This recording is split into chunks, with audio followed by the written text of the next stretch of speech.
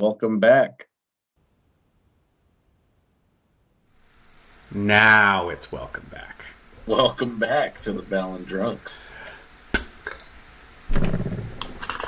Oh, you know what? We are live and direct. Live and direct. It is 12-2.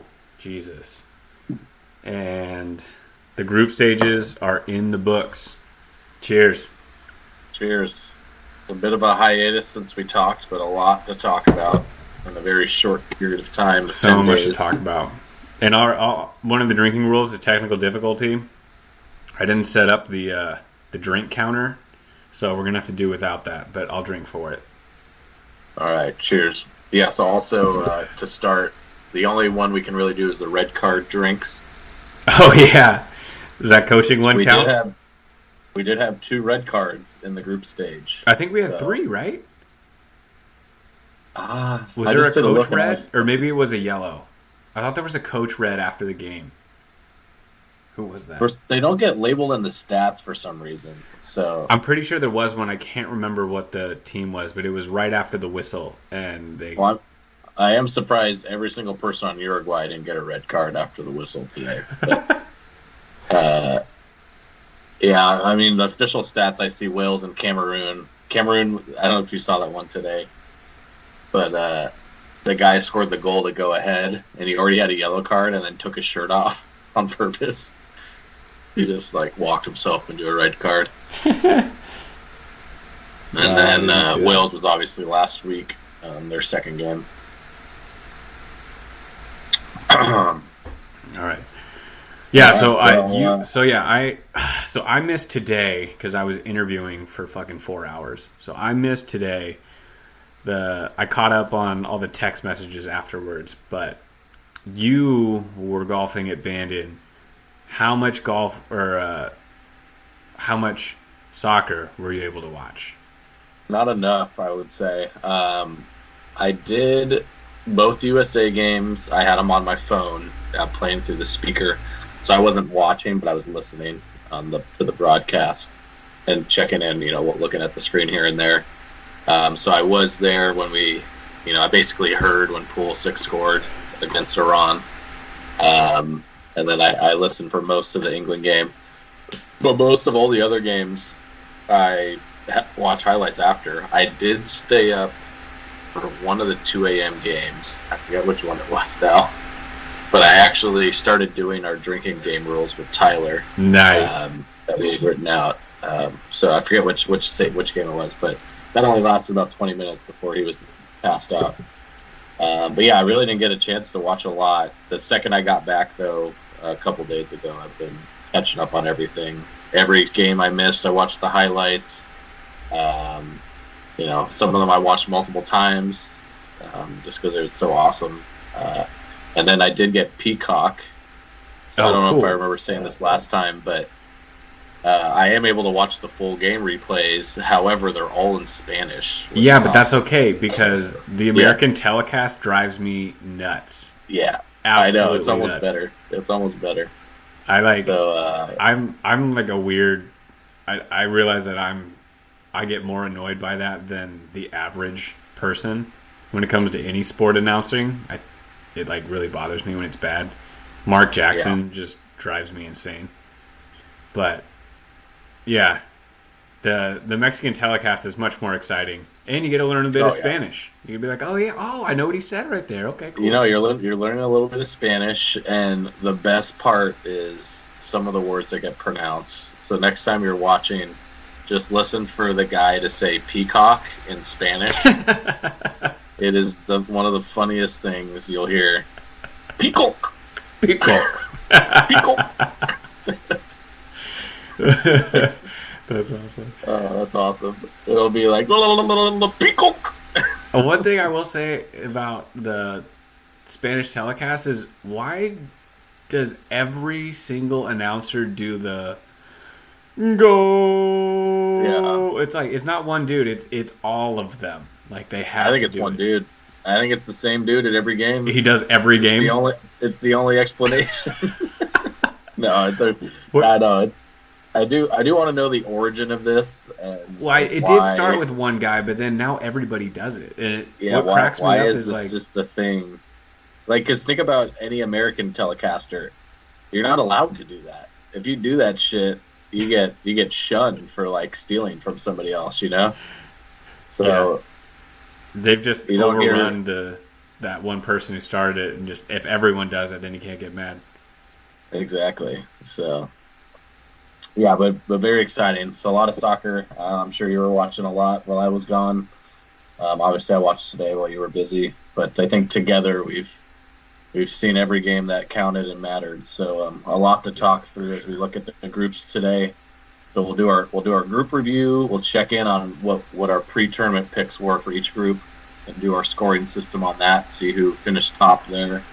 Then we'll also check in on our pre-World Cup best 11 and see if we have any thoughts and takes on that. Any alterations that we may have wished we could have done there. And then we'll finish up by kind of looking forward, uh, comparing our brackets that we've made now that we have the knockout stage officially settled. Who's playing who?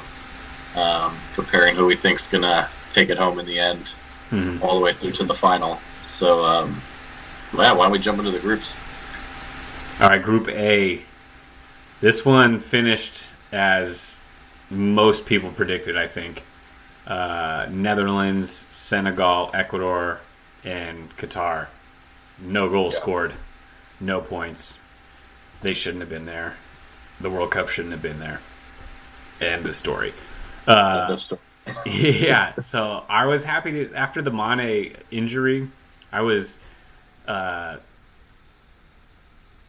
hesitant to pick Senegal going far because before the Mane injury, I was like, they're going to go far. Uh, Yeah, but I still picked them to get out of the group. I think you did too, didn't you? I did. Yeah, Yeah, we actually had identical picks here for the yeah. table.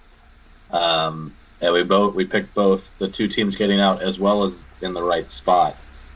So we both take home a max score of That four might be points. the only group that we did that with. Yeah. So I don't know So if you caught any of these games, but Senegal is a real team, and it's a yeah, shame that Mane's not there because it would really put them over the top. But they're a strong team.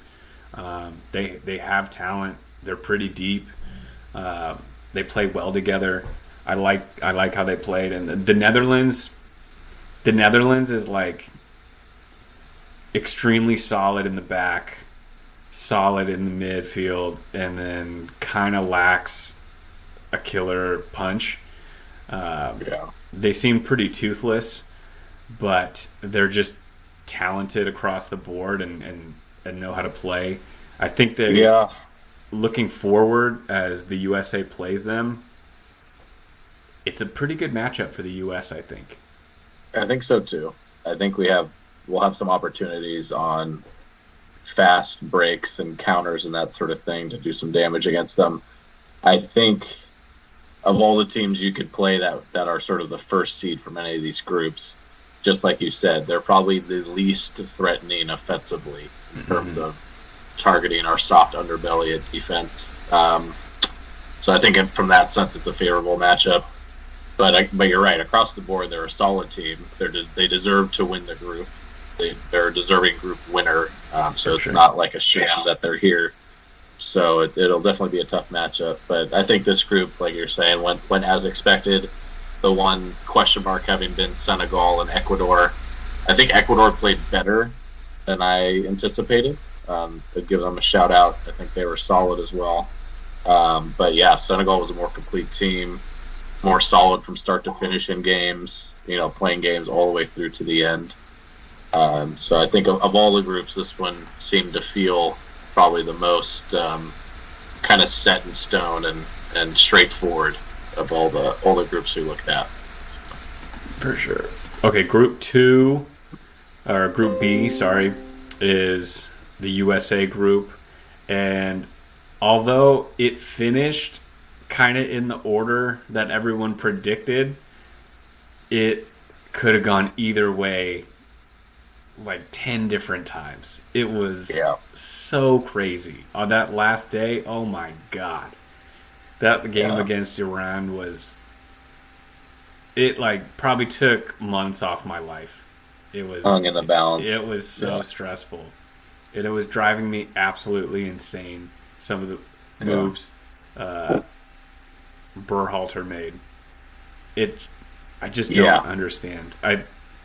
I'll give him credit that Vickers, he put in Vickers in the back.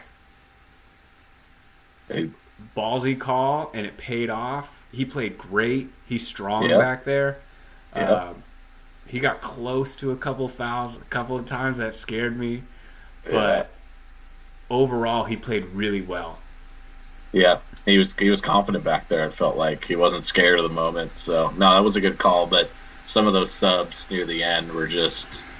Haji Wright does not belong on a World Cup field. He can't go in. He can't go in. Yeah. I don't care what formation you're playing. I felt the same with Shaq Moore too. What are you doing? What is Shaq? You have Yedlin.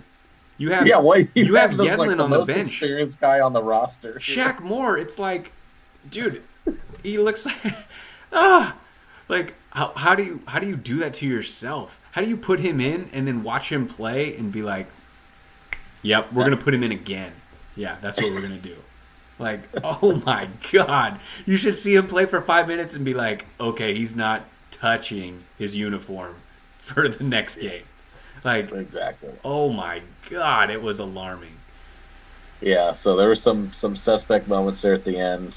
I was kind of listening in, so I couldn't tell the sort of the scale of some of the chances and stuff. But there was a couple points there where if the ball had fallen to the right person, Iran could have been easily equalizing. So there were a couple chances. There were a couple chances for the U.S. that I thought we should have taken as well. We definitely should have had 2 in that game. But then I absolutely, after we made that stupid Shaq Moore, Haji Wright double substitution and got into this defensive shell that my buddies who aren't soccer fans were texting on a thread, and they were basically like, are we just like trying to block the entire goal with our defense? And I'm like, yeah, we're basically playing the prevent defense for an NFL analogy, and just inviting them to bring it towards the goal, but then have everybody there to block it. And I wish we would have just stayed on the front foot a little bit. Seriously. And not had Shaq Moore in the game and had 5 in the back. I was okay with the Zimmerman substitution, but not the Shaq Moore one. And Zimmerman, not the other 2. It just seemed so passive, and I feel like we were the better team. And instead of trying to keep possession, we were just dropping back in this defensive shape that just it provided Iran opportunities that they probably wouldn't have gotten normally, because our midfield was absolutely destroying them. Our midfield is so strong. Is the Musa, Adams, and then McKinney, you can tell, is not 100%. Yeah. But, dude, it's a great trio. I love our midfield. It's so awesome. It's really awesome. So hopefully they can keep it up tomorrow morning. So looking at the group picks, though, so the pre-tournament picks. We also said 8 American names, so I'm just going to drink about this whole thing. I'll pick that with you. So I actually got the top 2 correct. I had England first, USA second, which I know you were booing me for. You had, no, it was smart. I just had to give you some shit. Yeah, you had the reverse, so you still got 2 points out of that instead of the perfect 4. But still, overall, I think kind of what we expected, but I think a little bit more on the ropes and in the balance than we were hoping for coming down to that last day. I really think we should have won the game against Wales, and it should have been a different story the rest of the group. But Zimmerman fucked up. Yeah, and we should have scored probably. So we advanced with 2 goals scored. Yeah, 2 goals scored. 2 goals scored and 1 goal allowed. I bet you we had the fewest goals for a team that advanced. I will quickly check for you. That's hard to do. Advance with 2 goals. Yeah. Yeah, USA with 2 goals versus England with 9 goals. Yeah. Poland also had 2 goals, and they actually had a 0 goal difference. So they had 2 goals allowed. If you're the coaching staff, you can't be like, "Hey, this is working. Let's keep doing this." Yeah, so us and Poland were tied in last. What's funny is Brazil, winning their group, only scored 3 goals. Really? Yeah, but they only allowed 1 goal. They won one game 2-0 and one game 1-0. I can't believe they lost that last game. And then lost 1-0. So it's just interesting to think about. I mean, even some of these teams with super firepower couldn't score. Doesn't quite work out in these games. Wait, let me do one quick last rant on Berhalter before we go to the next group, because we probably won't talk about USA anymore, and I haven't been able to talk to anybody about this, so you can be my sounding board. Yeah. I think it's fine to have a particular system that you implement for a team if it's at the club level, where you are choosing your players. You are choosing players to fit your team. You can buy and sell whomever you want. But at the international level, you get these unbalanced rosters because you don't get to pick and choose players. Yeah, so you have a team they're imperfect teams. They're imperfect teams. Yeah, you have a team like England with like 20 wingbacks, right backs, and they had a lot of injuries. But like, if they were all healthy, it would be difficult to get them all on the field. But like the USA is overstocked at one position, that like attacking mid, Christian Pulisic, Aronson, Reyna, Weah, like they all kind of play that same position, but you can't be so rigid in your structure when you have such a discrepancy between the talent level of those guys I just named and Sargent, Haji Wright, and fucking whoever else is on your bench. Like you need to find a way to put those players on the field at the same time. You got to change your formation, or so it's either you put the best players on the field, or you change your formation where you can still have a semblance of what you want as a tactical approach, but somehow blending that formation with what you have strikes in. You know, it's like, oh, I always play single striker. It's like, well, we don't have a striker good enough to do that. Like, find something that's similar. It doesn't need to be totally different, right? But you gotta be a little bit more flexible and malleable in your tactical approach. The Iran game was probably Sargent's best game. Yeah, but that was his best game where he held the ball up a few times in great spots, but he also fucked up on a couple of breaks. And you can't tell me that even if you played that exact same way and you just plugged in Aronson, who doesn't play that on a regular basis, you can't tell me that he wouldn't be able to do what Sargent did or better. Yeah, or put Weah there and put Aronson on the right, like something. Something. Like, they're going to be better than Haji Wright or Josh Sargent. Like, you can't convince me otherwise. And I think it's an ego thing. And I think it's just a stubbornness that he needs to fucking get over. Like, it's great we made it out of the group stage. Huge kudos. Tough thing to do. Yep. We're playing with house money now. Go for it. Don't, like, he's not going to listen to me. He's going to do the same thing, and he's going to put the same fucking guys out there. But I think it's just a huge mistake. Okay. Yeah. I'm done. He's going to stick with what he knows. Just another quick segue before we move on from the U.S. But any additional thoughts from last time on Gio Reyna and what we see going on here? Impossible that he didn't play a minute of that Iran game. Impossible. If he's not truly injured, it's unforgivable. Unforgivable. Oh my God! Like, he has to be injured. I mean, I'm going to give the benefit of the doubt that it's one of those things where the player's like, I'm good to go. They're like, no, he's only like 75%.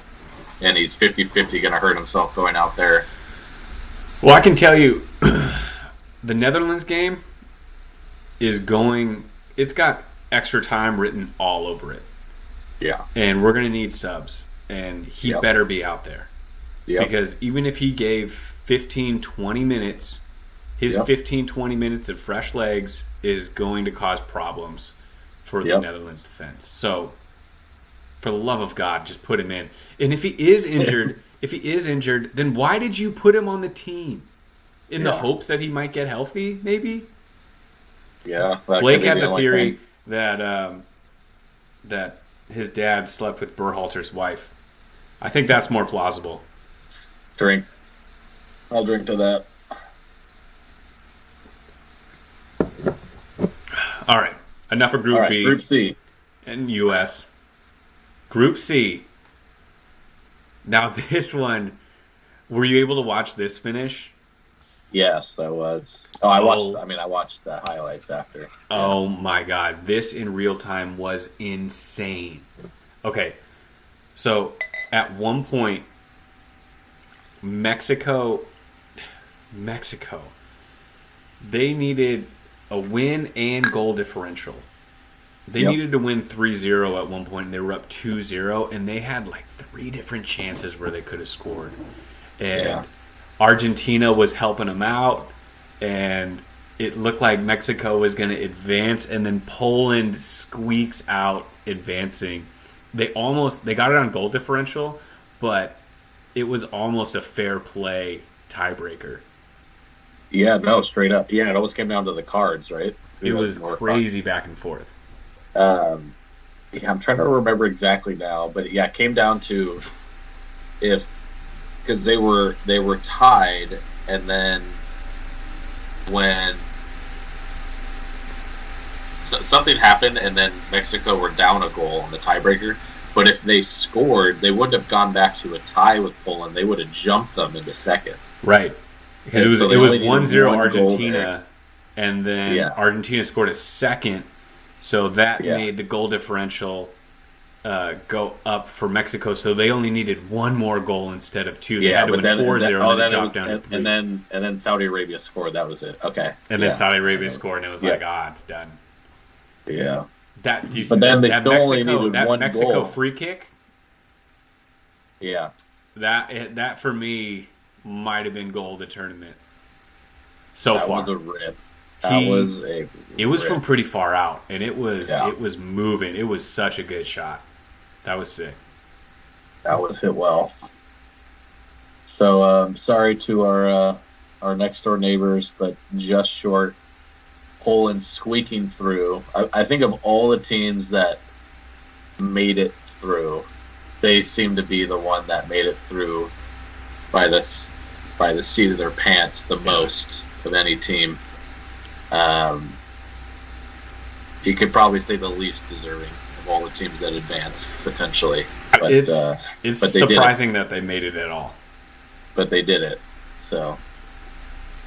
Yeah, Mexico's going to be kicking themselves. I think Poland is a very prime example. I think we mentioned it last time, but getting back to the comment about these imperfect teams, but perfect example. Fantastic goalie, fantastic striker, one good midfielder, one good wing back, and nothing else. And just So it's the epitome of what you get with some of these international teams. Pretty cool they advanced though, because they're not a strong team. So this isn't going to happen very often for Poland. So no, it did feel good for those guys. And shout out to Szczesny, dude. Szczesny played so well. Game? Let me see how many saves he had in that game. It was wild, dude. And he got. If you ask me, that was a bullshit penalty they gave. Oh yeah, that was a ball don't lie. Such bullshit. And the fact that he saved that, so good, so good. Cheers to Szczesny, dude. What a play. They lost the game, but he played out of his mind. Out of his mind. So I mean, Argentina had 12 shots on goal. I don't know how many of those hit the post. but they only scored two shots on 12 shots on goal. So he may have had up to 10 saves there. He made some eight or 10 big saves. saves. Yeah. Yeah, big saves. So yeah, shout out to Chesney. Respect. All right, so we both got 4 points out of that. We picked Argentina first, Poland second, so that was our second identical group. So through the first three groups, I'm perfect so far. There you go. Well, you jinxed it because this one, there's no way. There's no way. But and then so I'm sitting at 12 points. You're sitting at 10 points. So it's still close after three groups. Next up is Group D with France, Australia, Denmark, and Tunisia. Big surprise. First big surprise here. Yeah, I think we're getting into our first big surprise of the tournament here with Group D. So the standings finish France in first, as expected. However, they ended up in first on a tiebreaker goal difference against Australia. Yeah, it's pretty crazy. And Denmark, the heavy favorite for second place, finishes dead last and fourth with 1 point, and Tunisia in third with 4 points. So definitely shocking here to see Australia not only beat Denmark, but to come out on top and actually qualify. I think was very unexpected. Yeah, bummer for Denmark as they were the favorites to get out of the group in second. Cheers to Tunisia for not being a pushover. I obviously knew very little about their team, but they played hard. They fought and they almost got out of the group. Yeah. Yeah, for a team that they had one goal and one goal scored against them. The whole tournament. That's crazy. Got 4 points out of it. Yeah, I know. So, it's crazy. That's pretty damn good job by them. So yeah, I don't know what more to say. I think Australia played really well. We saw it in that first game against France. They came out on fire. They actually went up 1-0, right? Eventually France's class kind of just outpowered them, but you could see in that very first game that they had the potential to put it together. They can really link play and I don't know. I was just impressed. Not that they're any sort of world beaters or anything, but I was impressed. I think they're a much better team than I would have thought they would be. There's a couple recognizable names on that team from the Premier League: Aaron Moy, Matt Ryan, shout out from past teams in the Premier League. But overall, I think really exciting for the country, obviously. Yeah. And just really exciting for the tournament to have a team like that, with a shock upset and qualify for the knockout round. You know who they reminded me of? They reminded me of the early the Landon Donovan USA teams. Where they didn't have any star power. Probably at every position they were equal or worse than the other team, but just fought really hard. Yeah, were just gritty, had a toughness about them, and kind of never quit. I respect. Yeah, I mean it's the classic Australian qualities, the toughness. So I think this team really embodies the classic Australian virtues. So very, very deserved. So they make it through in second place on a -1 goal difference because of that first game against France where they lost 4-1. They didn't concede any more goals the rest of the group stage. So just those 4 in the first round or the first game. So great job by them. So coming back to our selection sheet, we both had France in first for 2 points. And we actually both picked Denmark in second. Yeah, that was a hard one to pick an upset. It really was. Yeah, so we both get a 0 for that. 2 points out of that group total. Yeah, I really don't think really anybody saw it coming, especially seeing Denmark finish last. I think is even more unexpected for sure in that group. So we'll see what more surprises await us in the second half of the groups.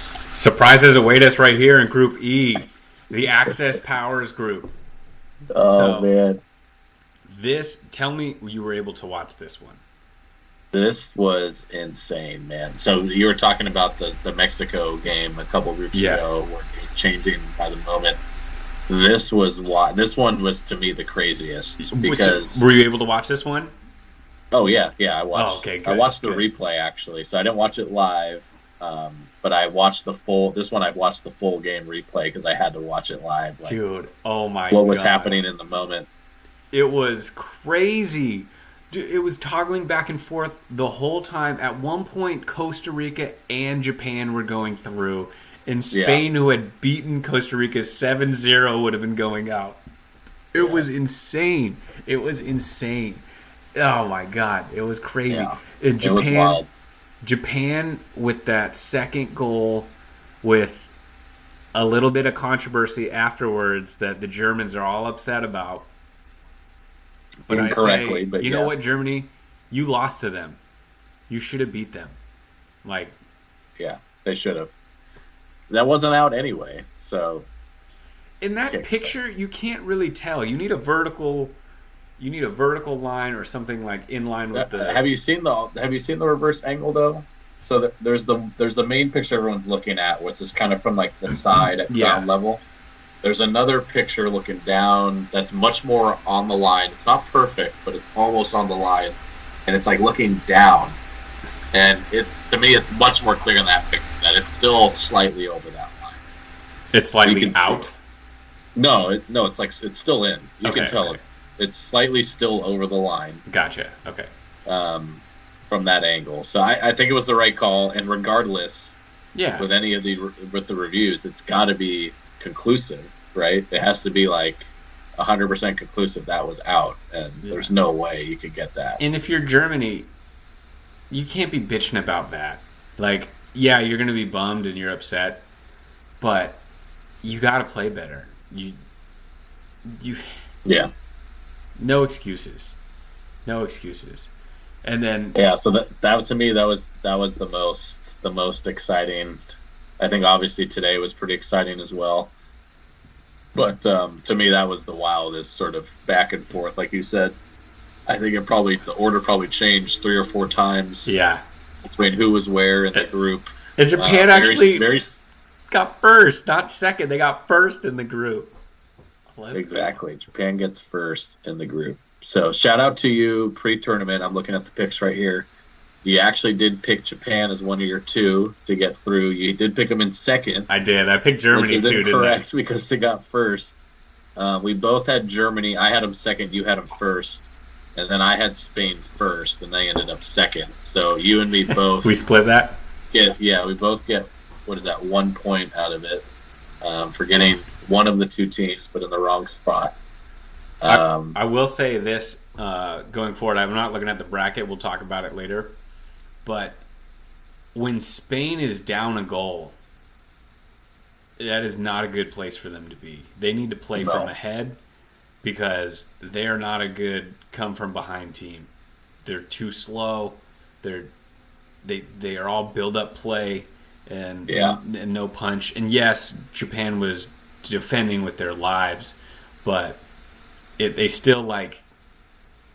I mean, Spain resorted to shooting from 25 yards out. You know, they're just like too you could tell they started getting. There were some of the shots where it's just like they're frustrated. Yeah, they were getting frustrated for sure. Yeah, but you got to jump on Spain early if you want to beat them. That was my takeaway. Yeah, so I think the most exciting group right there. Exactly what we want out of the group stage. That last game just being so intense, so awesome. Oh, one thing I want to throw in before we leave this group.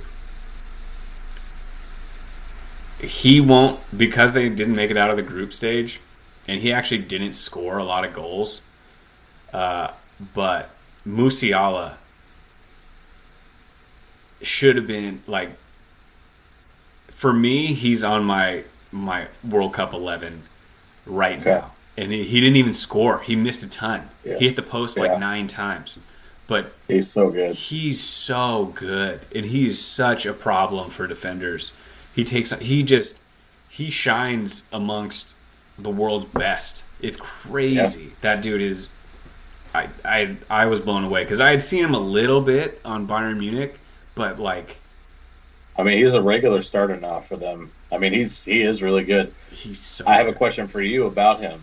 Do you think he made the right call picking Germany as his country? What was his other choice? England. He could have played for England. No, fuck England. Go Germany. Yeah. Look who's still in the tournament.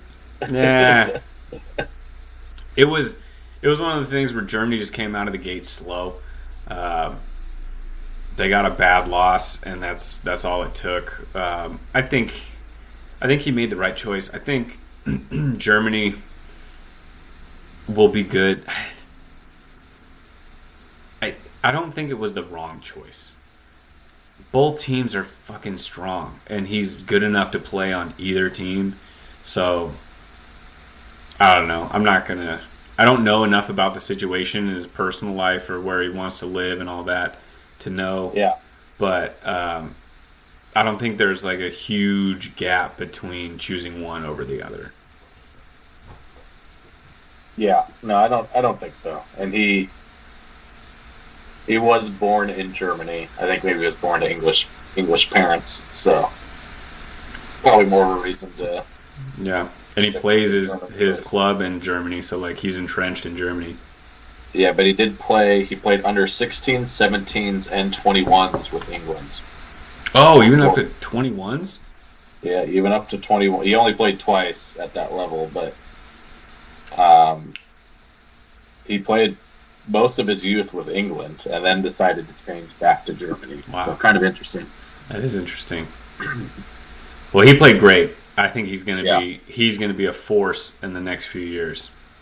Yeah, so young. I mean, there's this whole crop of players like him that are they're going to be immense in the next few years. Next World Cup, going to be pretty awesome. There's just those players that just pop off the screen that you're like, holy shit, who is this fucking guy?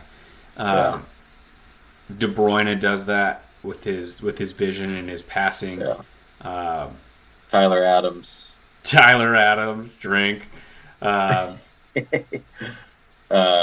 out another guy that also isn't advancing, but I think the same way about Valverde. He just pops off the screen to me. He does. He had a rough game. Who did they play early on? I can't remember. He just couldn't really get into the game well. But he had a sick almost goal that hit the post, dude. He just rocketed that thing. Oh, you know that felt good coming off the foot, and the fact that it didn't go in was such a shocker. That goalie had no chance of saving that. Yeah, there's a few of those guys out there. I think Bellingham can be that at times on England. Mbappe is the obvious one. Mbappe. Where you're just like, holy shit, why is he twice as fast as everybody else? Yeah. But yeah, there's just those players. Before Hazard was fat, he was one of those guys too. Yeah. So. Yeah. So. All right. Well, why don't we move on to Group F? So this one was also a bit of a shocker. Morocco. I think maybe a little bit less of a shocker, being that Belgium was kind of on a downtrend. No way. But Morocco is a surprise, 1,000%. No, I think we're not as surprised that Belgium lost, is what I'm saying. But we would have thought Croatia would be upsetting them, right? And then maybe Canada or Morocco edging them out. But to see the big surprise here, obviously, is Morocco actually taking the group in first place. We knew Morocco was not a bad team. We knew this. Oh, we like their roster, man. I remember talking about it. Yeah, they got some good players, man. They got some dudes on their team, but no way did I think they were going to win the group. No fucking way. And Belgium. Okay, first of all, I feel so bad for Lukaku. Yeah. So bad. 3 goals. 3 goals that he should have scored. One of them, I'm going to give him a pass. The header that came to him. Kind of surprised him. It got deflected right in front of him. And in slow-mo, it looks like, oh my God, how did you not head this in? But it's like, it got flicked right in front of him, and he wasn't able to adjust in real time. So I'm going to give him a pass on that one. The one off his chest, I don't know. It's hard not to score that. He tried to like chest it down away from the defender to hit it in, but it like came off too hard. I just felt, and then the other one off the post. Oh my god! Yeah. Seeing him after the game just bawling like a baby, I felt horrible because he feels like he let down his whole country. Like, yeah, but so from my perspective, that's on the coach, man. Why the fuck aren't you playing him? Like, that's what you get when you put in this guy who hasn't played for fucking weeks, doesn't have the sharpness. It's like, if you're going to put him in that situation, you need to put him in before that. In other games, you got to get him some game time. It's just, it's That's hard. where I feel bad for him too, because he was put in this situation where it's like you're completely out of match sharpness. Go try to win a World Cup game to save your country. Yeah, dude. It's just, it's so sad. It's sad more than anything else. Happy for Morocco.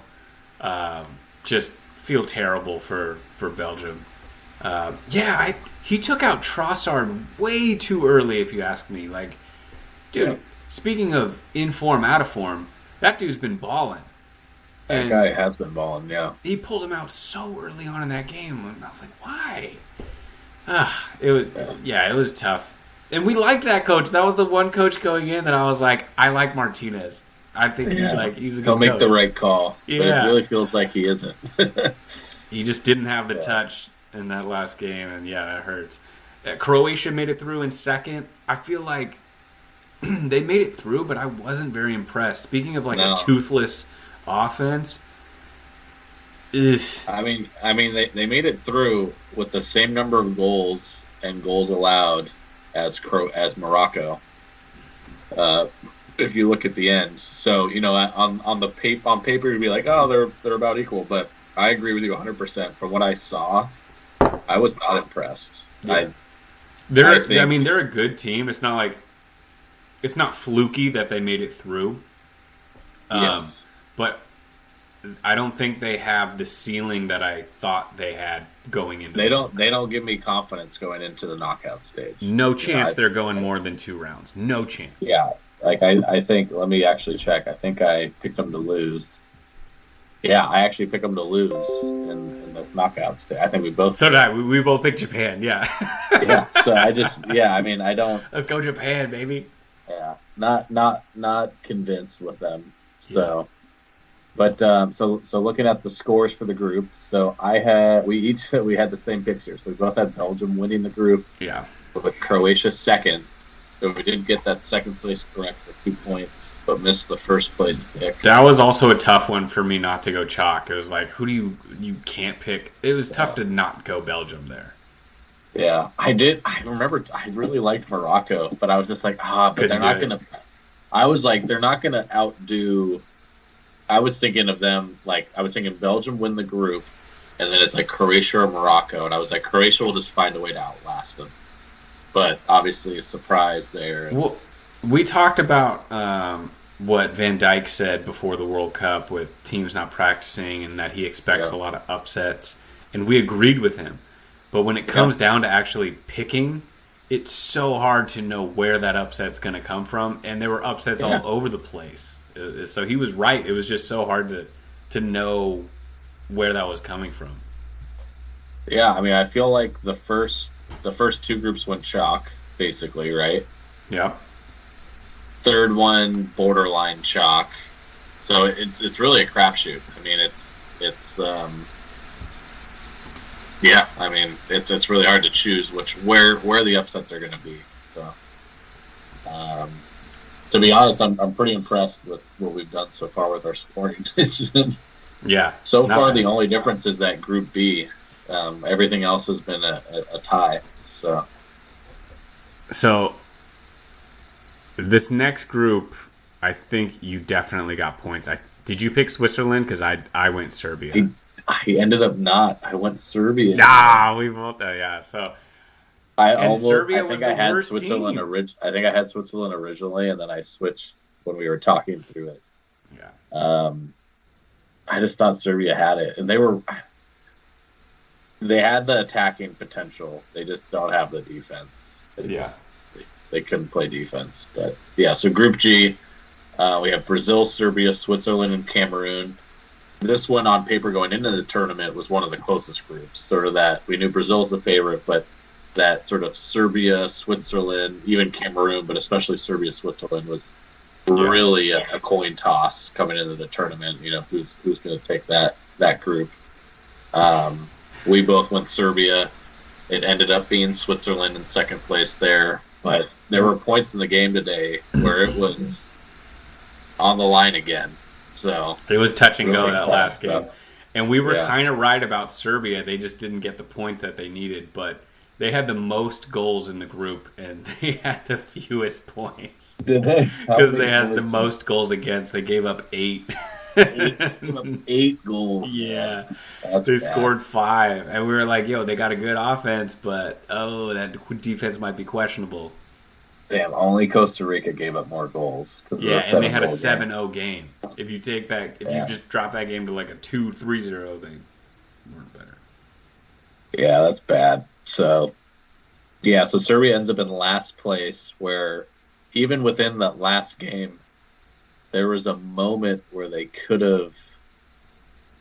There was a moment where they were going to win the game. Yeah, because Switzerland ended up winning 3-2, right? Yeah. So there was a moment where Serbia was up 2-1 when they would have advanced, and then by the end of the game, Switzerland was advancing. Yeah. And then there was also a moment where if Serbia had come back and tied Switzerland, Cameroon and Switzerland would have been tied in second. I don't know who would have had that tiebreaker. It probably would have come down to because they both would have had the same amount of goals for at 4.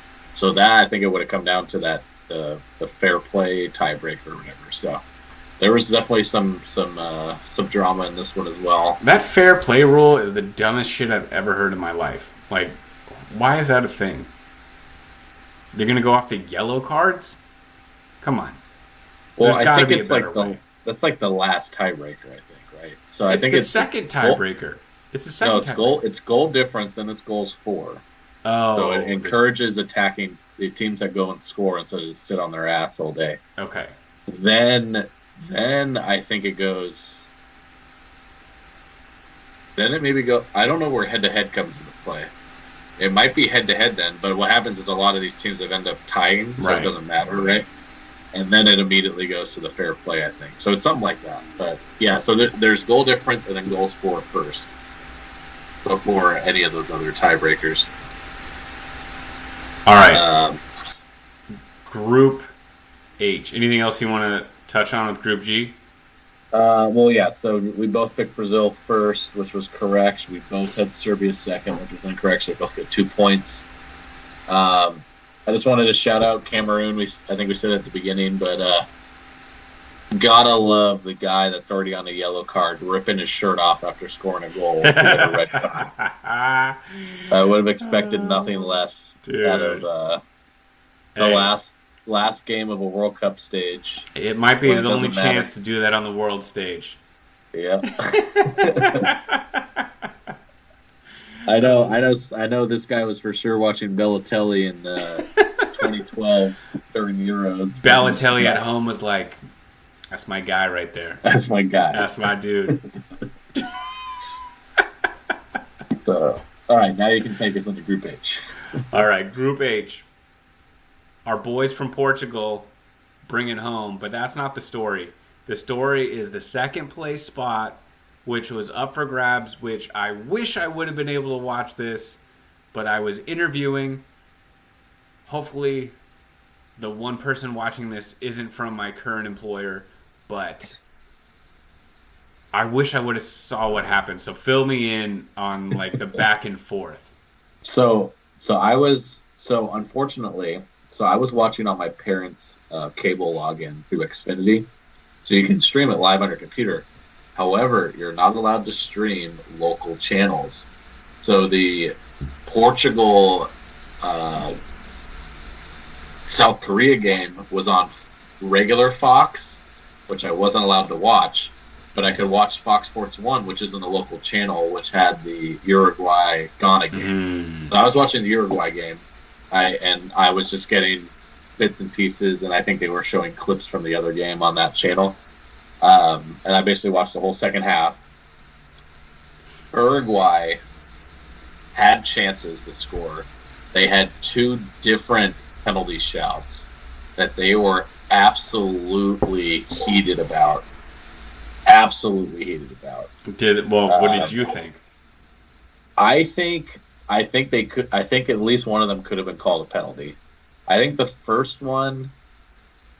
There was one. I think that one was actually before halftime.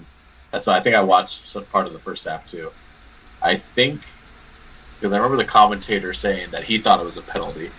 I thought that one was a little bit more like, it was kind of like bodies coming together. It wasn't like a kick. It was like legs kind of like coming together, sort of. And I thought that one was more like a 50-50. The second one was one of those where I think it was Cavani getting into the box. And I think, like, he obviously was going for the penalty. He was getting himself in front. But it's the type of play where I think he manufactured it 100%. Like, I don't think the other guy's trying to foul him. But I've seen it called before. It's one of those where it's like his leg gets kicked or hit by the other guy inadvertently. He totally put his leg in front of him. He was totally going for the penalty. I'm with the defender on that every time. But exactly. But I've seen it called. And so it's one of those where it's like, well, usually that's called. But I personally don't think it should be a penalty, Yeah. So I don't want to skew it with my own bias. But there was a legitimate shout there, and I think everyone on the team felt very hard done by. So anyway, Uruguay's up, and so South Korea and Portugal are tied. So they're actually in. They're in as it stood for most of that second half. When you say they, you mean South Korea? Uruguay. Oh, okay.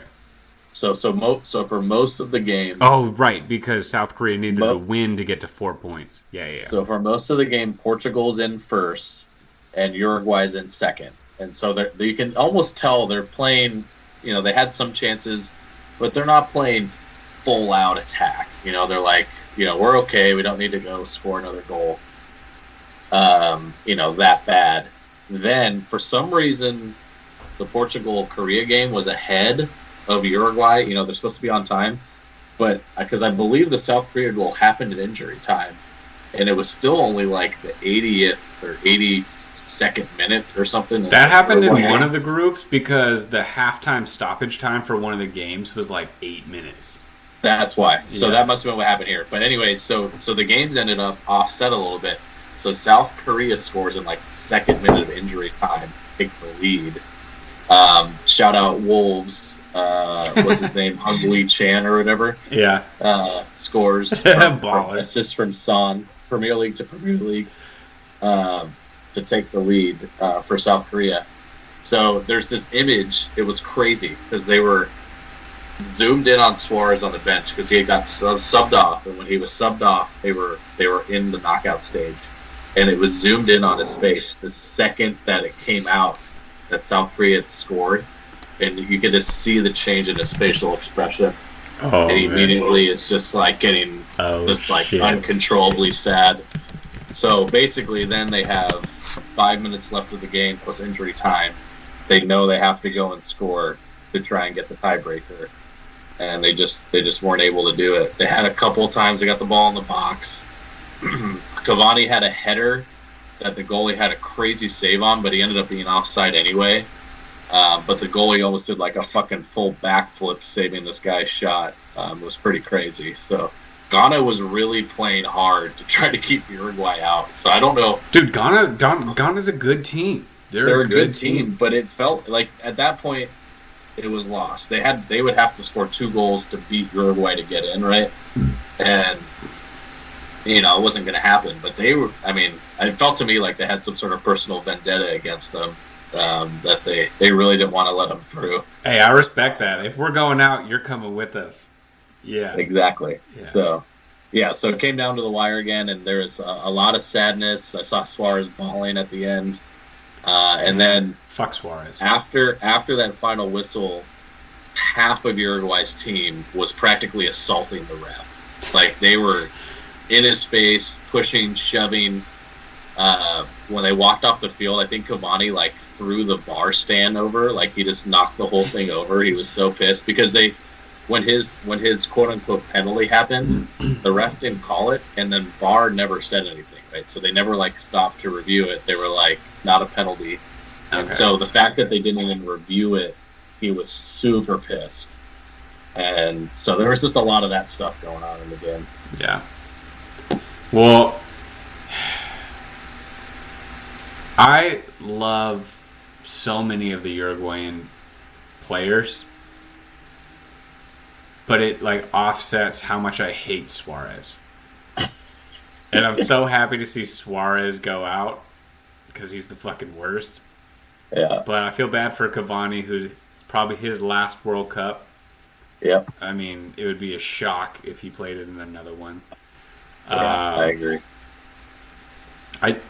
Nunez is going to be there. Valverde is going to be there, so they'll still be good going forward. But yeah, bummer for Cavani.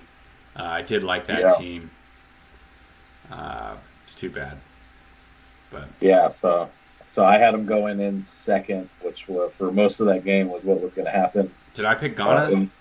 In the end, in South Korea, you did pick Ghana. So in the end, for Group H, we ended up at a tie, both with Portugal for 2 points and then 0 for. I got to say though, our futures bet for Portugal is looking pretty solid. I would say Brazil, France. Probably the only two teams ahead of Portugal, in my opinion, that are playing better than them or look to be a better team. Yeah, and they're going to avoid Brazil. They're avoiding Brazil and Argentina on this side of the bracket now. So all they'll have to deal with is Spain and or France or England to get to the final. So, yeah, like. Not a bad spot to be.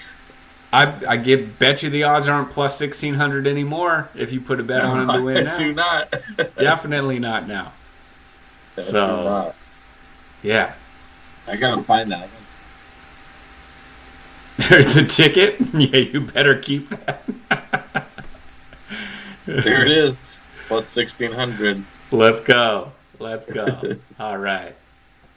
$50 to win 800, baby. One thing that you said earlier, what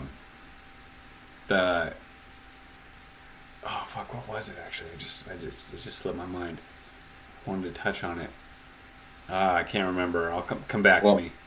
Yeah, while you're thinking of that, so just to touch on the final scores here. So I'm using our 2 1-point scoring structure. I ended up edging you out by 2 points. The only 2 points coming from our USA group. For me picking the US? every single other group we tied in our picks. Except where you picked the US and England. That's what I get for being a patriot. So I won 21-19. So nice. Well, hopefully I can get you back in the bracket. But looking at our brackets, we picked very similar teams. I was shocked you picked Japan. Absolutely shocked. Oh man, I love it. They're my team. You're not allowed to pick my team. Oh man, what are you talking about? Don't I have them in my draft pool or whatever? All right, so let's go through it real quick. Because we really didn't deviate from each other much at all. So yeah. We both picked USA over the Netherlands. Yeah. Totally not biased at all. 7 a.m. baby. And then Argentina over Australia has to be the easiest pick of any of the games. Yeah. Yeah, I think so. And then Japan over Croatia. Both took Brazil over South Korea. That's another easy one. You got to take Brazil there. We both took it. And we both took Argentina and Brazil. The only place we deviate on that side of the bracket is you picked Argentina to beat Brazil, and I picked Brazil to beat Argentina. let's talk about this game for a little bit because I think it's a high possibility that it's going to happen. Yeah. And what made you choose Argentina? I think a game like that. So I mean, you heard me mention it earlier. So Brazil, we think of as this, high talent, high skill team, tons of weapons, all this stuff. But the reality is, they only scored 3 goals in the group stage. It got them enough. It was all they needed to do. So they probably took their foot off the pedal a lot. Yeah, Obviously, they played. they totally did the last. Second, they almost played their whole second squad in the last game. However, their whole second squad is better than probably every country except for real. That second squad was insane, dude. That's really insane. Jesus up top. You had Anthony on one side, Martinelli on the other. It's like, dude, these guys aren't even seeing time in the other games. Like, oh my god, dude, what an embarrassment of riches. Seriously, their B squad is like the Premier League All-Star team. It's insane. No, it is. You got Arsenal's top striker. You got Arsenal's wingman. You got Manchester United's wingman. The most expensive player. Yeah. Yeah, and they're riding the bench for fucking their country. It's crazy how deep they are. But so I mean, yeah. So that's both. I guess you could say is both an argument for and against. I think, to be honest, I think they have a ton of skill, but I just feel like they're going to struggle to score against a team that's going to play really solid. I think it's just going to be one of those really tight games. It makes me think of when Germany played Argentina in the final in 2014. Like that type of game where it's just like it's going to go to extra time. It's going to be 1-1. It's just going to be the type of game where it's just going to be like one moment of brilliance that wins it. I feel like when they get down to it, and I don't know. I just have a feeling that Argentina is going to thrive in a game like that more than a more open, spread game, which I think Brazil would thrive more in. Mm-hmm. I think Argentina is more built for those types of games. So they were my pre-tournament pick, and I'm sticking with them. Ah, there it is, the pre-tournament pick for sure. I will say, and this is real, I don't think it's fixed, but Messi is gonna get the calls. Ronaldo is gonna get the calls. Whether it's a conscious decision or just I think even Neymar is in that boat too. I think he gets the calls. Maybe at a lesser level, but yeah. But like that penalty against Poland was fucking bullshit. Anybody else that happens to, if that's Josh Sargent, no way is that a penalty. No way is that even considered a penalty. I guarantee it. So you have that going for you if you're Argentina, and we have that going for us with Portugal too, because Ronaldo gets the same stuff. He got a questionable penalty. I can't remember who it was against now, but in the group stage, he got a questionable penalty. So you do have that. But yeah, I picked Brazil. I just think they're better, top to bottom. Who do you think? I wasn't impressed with Argentina. I think they're a little too defensive in the midfield. McAllister's solid. DePaul, I feel like, is whatever. I don't think he brings a lot. Who do you think's happier? A question for you.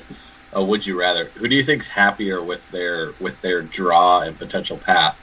Do you think Argentina's happier playing Australia and then potentially the Netherlands or U.S. to get to that game, or Brazil playing South Korea and then either Japan or Croatia? Brazil has an easier road for sure. You think so? Yeah, okay. I think so. I think South Korea and Australia are kind of on the same level.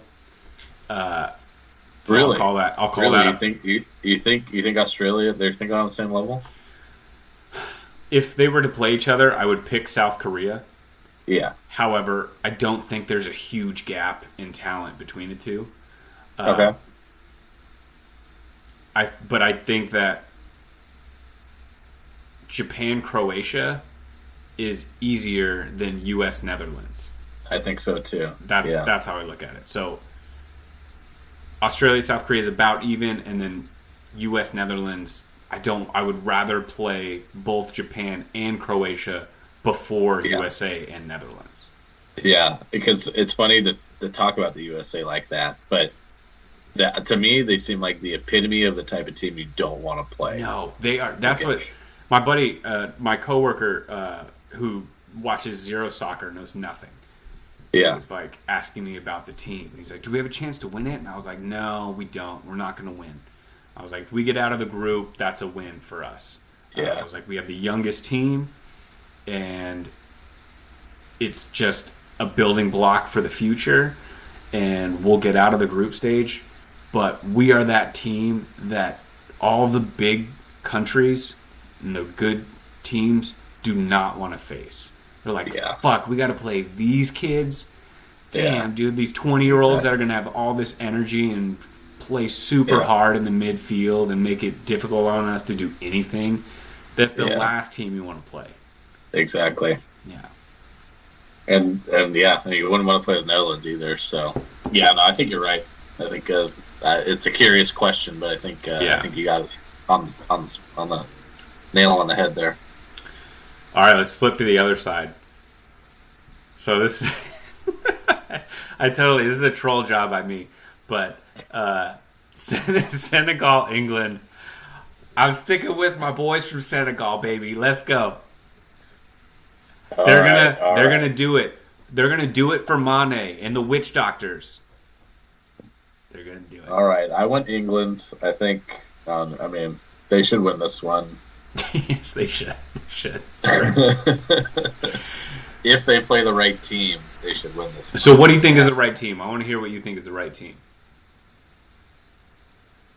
The right team against Senegal includes Phil Foden. Who are you taking off? I am taking off Sterling. Oh, all right. Okay. Get his ass out of there. Saka's good. Sterling, no. Putting Foden in. I'm with you on that. I think Yeah. Sterling is one of the most overrated players on the squad, and Yeah. I think right behind him is Mason Mount. I don't know how he is loved as much as he is. I mean, I think he's overrated, but I also don't know if they have everyone that quite does everything he does in that like sort of position. So tell me what he does that another player can't do. He's willing to like sit deeper than some of these other guys. So what I'm seeing is like, so I coming into the tournament, I thought of Bellingham as more of like in Mount's spot, but he's really been like played more true like box to box, like sitting way deeper and then making runs forward, where Mount actually like stays more forward like a true attacking midfielder. Mm-hmm. The other person that would play instead of him would be Madison. But like Madison, I think is the closest thing they have to like a replacement for him. But he's hurt; he hasn't been playing. Yeah, and so if he's fully not an healthy, option there. I would pick Madison if fully healthy. I think so too. I think he's more creative. He's going to give you more spark, and he's probably better on the free kicks. I think. Yeah, Than and Mount. that's just a difference of philosophy. I think, like if you want to be more defensive minded, that's great. But yeah. Call me crazy, but I want my attacking players to be dynamic and attacking, and not sit deep. Do you think they come out with the classic Declan Rice, Calvin Phillips, two defensive mids? We're gonna fucking defend the shit out of everything approach, or do you think they play like an inverse triangle with Bellingham and Mount with Rice? I don't think he pulls Bellingham to the bench. I don't think he does that. Yeah, I don't think he can. Yeah. We'll see. Anyway, I'm picking England for that game. And you're right to pick England, but I want to see them burn. So you really want that upset. I feel you. And I'm for sure taking. I don't think England's getting past France. I'll tell you that. So fast forward to Poland, France. I picked France, and then I picked France to beat Senegal. So I also picked France, but I picked England beating France. Ooh, getting back to my okay, you're up on England. All right. I mean, no, this is getting back to my point about I just made on the other side with Argentina against Brazil. I think England is better suited for these dig in, trench warfare, World War One, death by attrition type of games. And as we get into the quarterfinals and the semifinals of this tournament, that's what these games turn into so often. So I just see England stretching this game out, going to extra time, takes one chance from, Harry Kane getting a ball or whatever, and they win the game. I think France is more talented. I think they're more skilled offensively. I wouldn't be surprised if they win, but I think it's going to be the type of game that England would end up finding some way to win, and then they would all be like, "Oh, we're so good, we won," and it's like you weren't, you weren't the better team. Yeah, you weren't the more adventurous team. You weren't the more offensive team, but you won, and that's what matters in the end. So I get it, but that's just the type of game I foresee, and so I'm going with that type of result with England.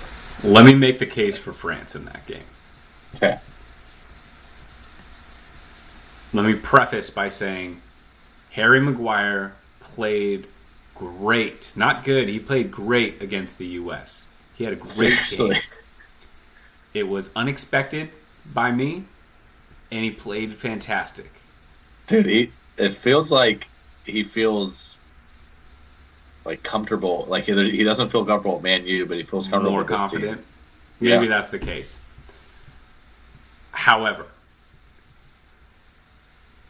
how's it going to feel against Mbappe? Imagine Mbappe on one side, Dembele on the other side, possibly Coman out there against Maguire, Dyer, or Stones. It's just going to be a shit show, I think. And I think France rolls in that one. Okay. So that's my opinion. We'll see. I guess what I'm foreseeing here is a total formation change. They go into a game against France. I think the one thing I think England can do is they can be very pragmatic and sort of self-deprecating to the point of like they don't give themselves any credit. Like they're going to go into that game being like, we are the severe underdogs. France is way more talented than us. Even if it's not as big of a gap as maybe they think it is, that's how they're going to treat it. I think they go into that game with 3 at the back, their most defensive wings that they have, whoever the best defenders are, not the best sort of crossers or creative players. Like, they're going to come into that game with that mindset. They're going to come into that game with 2 defensive midfielders. Like, so I think that's all the shit they're going to do that's going to turn the game into some bullshit game. That's not going to be fun to watch. Yeah. And it's not going to allow those guys just like muck it up and Mbappe to get these one-on-one fast breaks against fucking Eric Dyer or whoever, who's just going to fall on his face. It's going to be a different type of game. I just think Mbappe is on another level right now, and he's athletically at his peak, and you can hold him down for 80, 85 minutes, maybe, but you can't hold him down the entire game. He's going to get loose. Yeah. He's going to score. He actually missed a bunch of opportunities. He should have had like 4 goals himself in the group stage. Yeah. I like him. I like him when he's just creating. Like you can tell. The perfect example is when that first game against Australia. Exactly like you're saying. You're getting into like the 75th, 80th minute, and when you're going to try to defend this fool one-on-one in the 80th minute, he's going to be right by you.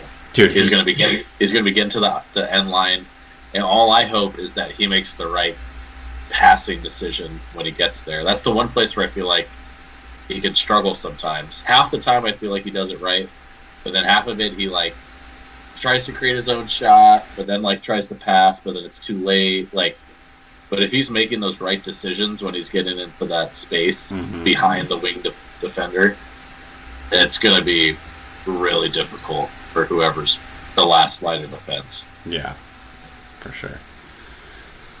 Okay, bottom of that bracket. We have Spain up against Morocco. I think this is a really cool matchup. You did it! Yeah. You picked Morocco, you dog. Thank you. Thank you. I hate Spain, but I picked them. I know. I I hate really Spain. don't like Spain either. I like Spain is my least favorite team. I dislike them more than England. Like I would prefer to watch England's mucked up game of 7 defenders than a game Spain wins because they just. I think their style of play is so boring, where they would prefer to keep possession and pass it backwards or sideways 7 times in a row than take a chance going forward, and that drives me nuts. It's just not fun to watch, in my opinion. I agree. It gives me flashbacks to 2010 when I think they won the World Cup with like 8 goals scored, something stupid like that. Yeah. And it was just... It 1-0, drove me nuts. 2-1 games. Yeah, drove me nuts. Really annoying. But I think another factor here that also I'm going with Morocco is, from what I've seen of the game so far, the emotion and the energy that Morocco was showing was just on another level. Like they're riding this high of like, we just made it to the knockout stage. Like I feel like Spain has this sort of arrogance. What's the right word? A little bit of arrogance, yeah. You know, that sort of like, we deserve to be here, we've been here type of attitude. Yeah, arrogance is a good way. I was trying to think of a different word, but yeah, let's say arrogance.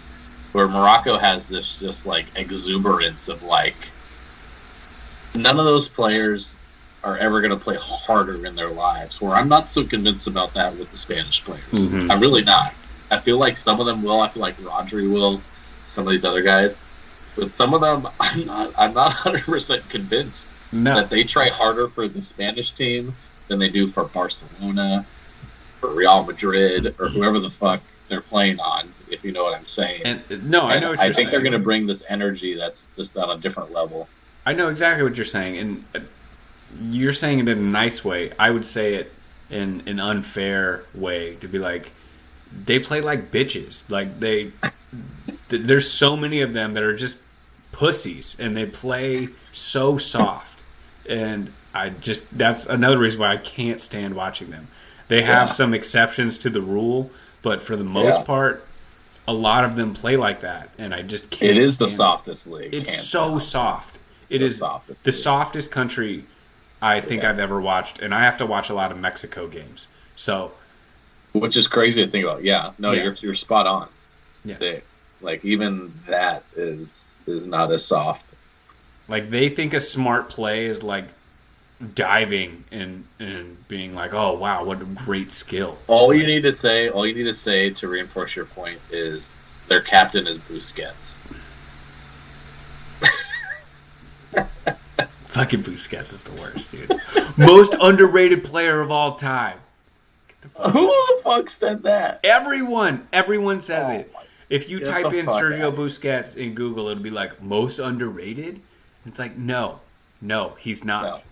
He's just been on extremely good teams. No, false. Yeah, this is wrong.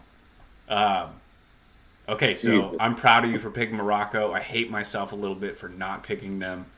Well, I will say also, I think we underestimated, at least I did, the fan impact of African teams playing in Qatar, where a lot of other countries didn't travel there as much as the African nations did because they're closer. I think a good point. Made a big impact. In Morocco, they had a good showing of fans there, so hopefully that takes them through. I would love to see that upset. Love to see it. Yeah, that would be amazing. However, it would also be awesome to see the next game that you have on your bracket. Yeah. Which would be Spain against Portugal. So we both picked Portugal. I think that's the obvious choice. So let's just talk about Portugal-Spain, because this... Okay, you want to talk about Switzerland? Let me get 20 seconds. So I do think it's a little bit closer than we think with Switzerland. I think they're I agree. They're no pushover, and I think they're good. But yeah, But I don't think it's a slam dunk to no, use another sports analogy. But I do yeah, think no, Portugal's a better exactly. team. No, I think Switzerland has stuff that will have some players that will give them some problems. I think from front to back, top to bottom, they're not nearly as complete of a team. So I think Portugal will come through in the end. But I have to say I was impressed with Switzerland. From what I've seen, they were better than I expected, and I already had, I think, decent expectations of them, and I think they exceeded it. So just to give them a bit of a shout out, I think it'll be a tough game. But Yeah. you're right. Moving on to the next round. So we both have Portugal into that round of 8. Obviously, with my choice, I have them going up against Morocco. You have them going up against Spain in the Iberian Clasico, which will be amazing if it happens. I cannot wait for that. If that happens, that is going to be so fun. Yeah. And it's going to be Ronaldo's last hurrah. Like, the last opportunity for that to happen. Oh, man. Yeah. Can't wait. Can't wait. I think that it's actually a good matchup, too. I think that they kind of share similar qualities a little bit. Portugal's a little less soft, but they have those small midfielders with great control of the ball that can facilitate well. Yeah. Like Gavi is like a mini Silva, and it'll be fun to see those two teams play each other. I can't wait. And I don't really know. I assume that there is some like hard feelings between the two, but I don't know. There's got to be. Right? There's got to be. Yeah, I think there would be. I'm just taking a step back right now, just looking at this. If Spain had actually come through and won the group like they were supposed to, Portugal's path would have been pretty ridiculous. They would have played either Japan or Morocco Yeah. to get to the semifinal. But then So- France or England. But you're going to play someone hard at that point anyway. Exactly. Eventually, you play someone hard. Yeah. But Yeah, you're right. the way things stacked up, if Morocco upset Spain, and even Spain, it's they have probably the second easiest path, I would think. Okay. Yeah. Of the 4 quadrants. So. I can see that. All right, so the semifinal. So we both have Portugal coming out of the bottom right quadrant. And we're actually pretty different on this side of the bracket. Yeah, we are. But we both have Portugal coming out into the semifinal, taking on the top right quadrant, where you picked France over Senegal. I picked England over France. Mm-hmm. So our final 4 is all the same except for this top right quadrant. I have England getting into that final 4. You have France. Yeah. I think on paper you're picking probably what the odds would say is the more likely team, the more skilled team, as I already made my argument for why I think England would be getting through there, just with the style of play that they can do. Yeah. But going into the semifinal game, I have Portugal beating England. You have France taking out Portugal. Hedging our bet a little bit. Yeah. A little bit of a bet hedge there. Yeah. But I do think France is just, when they are at their best, they're better than any team, in my opinion. However, I do think they have some variability to not be at their best. Yeah. So yeah, that's why I picked them. I To think be that their honest- firepower. I'm kind of riding the Mbappe train. Yeah. So I have Portugal over England. I think all the same arguments I just made about England hold true about in any game, especially into these quarterfinal, semifinal games. But I don't know. I guess just the players that Portugal has, I feel like, are the type of team that could actually break down England even when they're playing that really Brazilian turtle style of formation. Like you had talked about it a little bit. We talked about the Portuguese team, but they have players that can make those sort of incisive passes, that can make those runs, and there's groups of them. It isn't just one guy here or there. It's like all of them. So I think they could put the right team out there that would give England problems, no matter what formation, however they play. So I like Portugal's chances against England. I like that. I actually like Portugal's chances against England better than I do Portugal's chances against France. I agree, 100%. Yeah, so for the sake of our bet, I hope that England gets through over France to play Portugal. Sure, yeah. Yeah. Yeah, good point. Yeah, no, I think it's spot on. Yeah. I think against certain teams, it's funny to sort of the matchups. You can have this team that's really good against this team, but not so good against this one. And to be honest, so with your pick, so you have in the final France and Brazil. I have Portugal, Argentina, which is probably a little bit fanboyish, you could say. Ronaldo against Messi. Yeah. But I wasn't even. It's funny is I wasn't really thinking about the two of them at all. I'm thinking about the team. Well, here's the thing: is let's finish the bracket real quick. Let's finish real quick because I have Brazil against France, which is different. You have Argentina against Portugal. I pick France to beat Brazil. Little flashback of Zidane on that one for me. And then you have Argentina beating Portugal. So those are two very different outcomes. Yeah, but very different. The point I want to make is there was so much variability in the group stages. It could have gone either way in a lot of groups. The way it finished versus how it could have been. There was just a lot more parity than we projected. Yeah.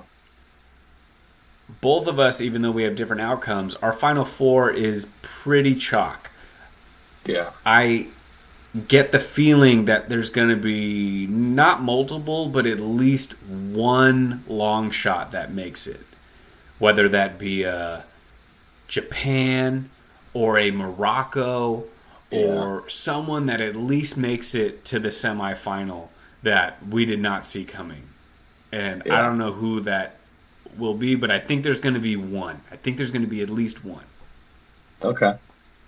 I struggle to see who it could be. Maybe if the Netherlands beats USA, they find a way through Argentina. I could see that potentially. Honestly, I think either US or Netherlands could beat Argentina. I wasn't impressed with Argentina. Not that they weren't the best team in the group, because they were, but they didn't look unbeatable in any way. They looked, so to me, I felt that I got the feeling they were still sort of experimenting with their lineup to a degree coming into the tournament. I felt very uncertain about them in the first game. But my opinion kind of changed the more I watched. I feel like they've sort of figured out the right formation and personnel to give the most challenges out there to the other team. So my opinion actually kind of shifted from one of oh crap, to one that's a little bit more promising with them as the tournament advanced. Were you surprised they didn't start Martinez? They benched him? I was a little surprised. Did you like him better with or without Martinez? Without. They actually played kind of better without him, and I don't think that's Alvarez is a better team player. I feel like. I don't know. Yeah, is that why it was? I couldn't figure out why. I think Martinez. So Alvarez isn't a quote unquote traditional striker, right? He's more of this false nine. He's not a true false nine. You mean an Aronson or a Weah or a Reyna or something like that? He's someone that should be playing that isn't. Yeah, kind of that sort of thing. Or I think Martinez plays much better when he's alongside a real when he was alongside Lukaku when Lukaku was good, he was great.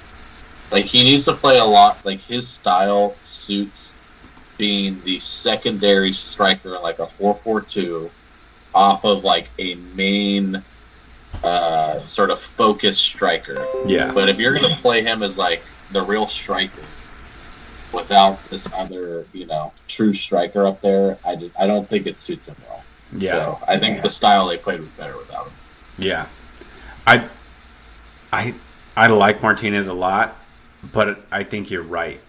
And to have him in your back pocket to bring in with a half hour left of the game when everyone's gassed, I feel is a real wild card to play. So what's up with Dybala though? Did he just peak as like a 19-year-old? Like what happened? He's on the team, I think. I don't know, man. Dybala, and I got to be honest with you, I've never really liked him, so maybe correct me if you think I'm wrong. But João Felix is the same fucking way. I'm like, why is this dude playing like he's Ronaldo? Like he's not. Like, put Leao in there. I think Dybala is better than Felix. But Felix is treated like he's fucking like Messi, and it's like this dude's not that good. Leao is way better than him. Way better than him. But Leao doesn't play as much. Like he starts Felix, he plays Felix the whole game, and I'm like, he's not giving you anything. Like It's ridiculous. He's not creating a lot of chances. It's like he's not horrible. So if you put him in the right spot with a good pass, like he'll do something. But he's not creating. He's just like he's not dynamic. I don't know. Like I don't understand. I feel like he was just crowned at such a young age, and I don't feel like he's gotten better. If that makes sense. Yeah. Amen. I agree. No, I don't. 100%. Nothing more to add to that. I think it's just some players, for whatever reason, in their countries are treated differently. Yeah. So, all right. So I have Argentina winning. You have France winning. I did want to bring up your choice with France. So talk me a little bit through that over Brazil, because of all the teams France could play, I feel like Brazil probably gives them the most challenges. No, you're right. I think Brazil is probably the smarter choice. I don't know why I have such a weak spot for France this year, because just Giroud's good looks, huh? You can't. It's hard to quit Giroud, dude. He looks good out there. It's like Van Persie when he was on the Netherlands. I was like, fuck, man, hard to go against this guy. He's looking pretty good. Dude, I gotta you're right to call me out on it, and I see my blind spot, if that makes sense. But I just have like this feeling that France is gonna do it, and I just feel like Mbappe is at such a level that he elevates his whole team. He's a true wild card. Yeah, he could be a game changer and game wrecker. Yeah, on his own. They've had so many injuries. Like on paper, I shouldn't pick them to win, but for some reason, I can't really explain. So, but to be honest, I mean, so say France does win it, it would be one of the greatest wins ever, because if you think about it, they're basically down 4 starters. Yeah. Well, at least. I mean, they, outside of Brazil, when healthy, they're as deep as Brazil is. Yeah. They're easily like France. But Brazil has their whole team, and they have they're using their second squad in their games. I think it's a little bit of recency bias against Brazil to the extent of the last 3 World Cups. Basically, the last 3 are the ones that I've actually been watching and following. Brazil has just tripped at the finish line in all of those, or earlier, and I think I have that in my mind. I don't remember the Ronaldinho. To me, this feels like a different team, though. But it does feel like a different team. Well, any team that doesn't have David Luiz on it is a different team. So right, it's Yeah. Right. And I picked them to go to the final, so Yeah. I think they're good. Yeah. But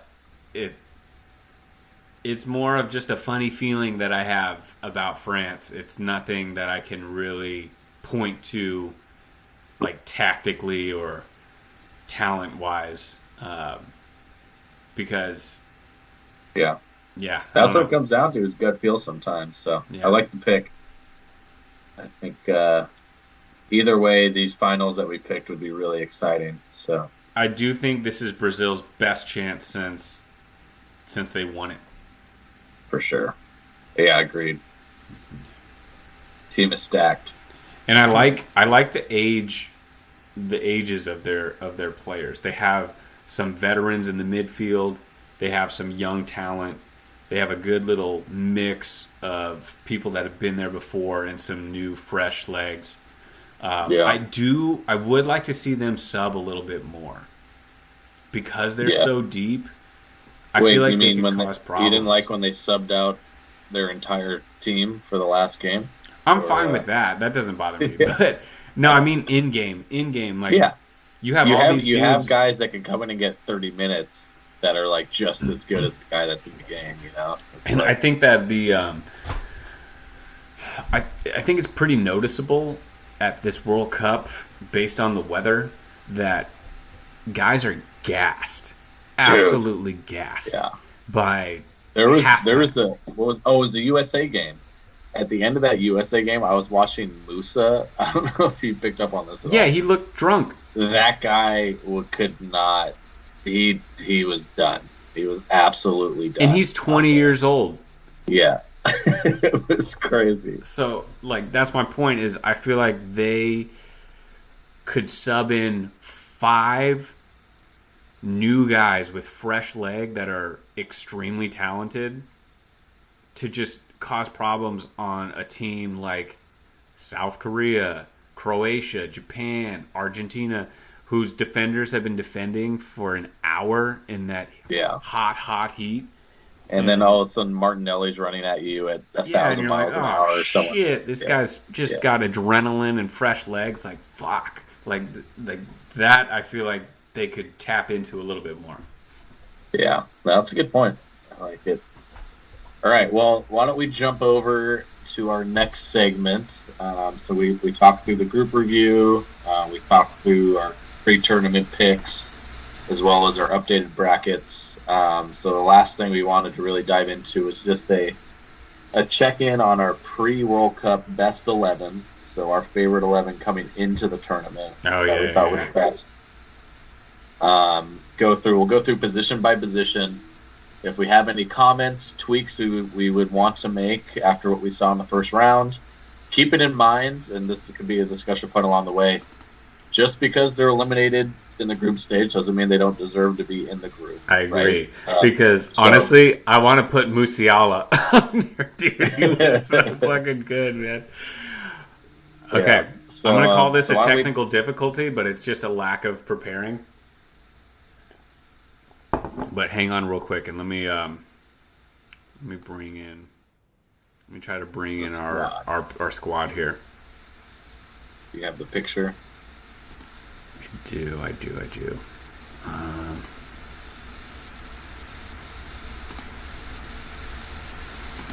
Try to find it here. Give me a second.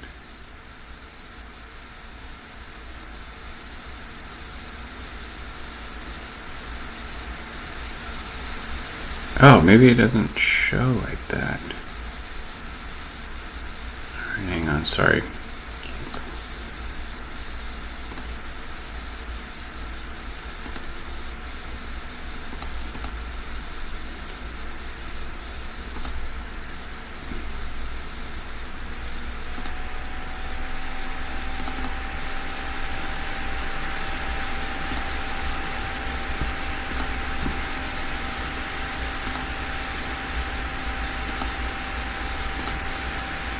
All right, there it is.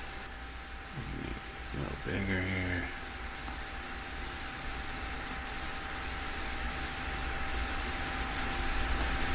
All right, can you see that? Yeah, there it is. That's our team. A little pixelated. Okay. We're okay. Okay, so we had Woo! Lewandowski up top, Vinicius on the right, Mbappe on the left, Valverde, Rodri, and De Bruyne in the middle, Davies, Diaz, Van Dijk, and Cancelo in the back with Alisson as a goalie. I think we Not a did a bad pretty team. solid job. Yeah, not a bad team. Pretty solid job. So, Okay, who's your all right, first? Who's your first drop?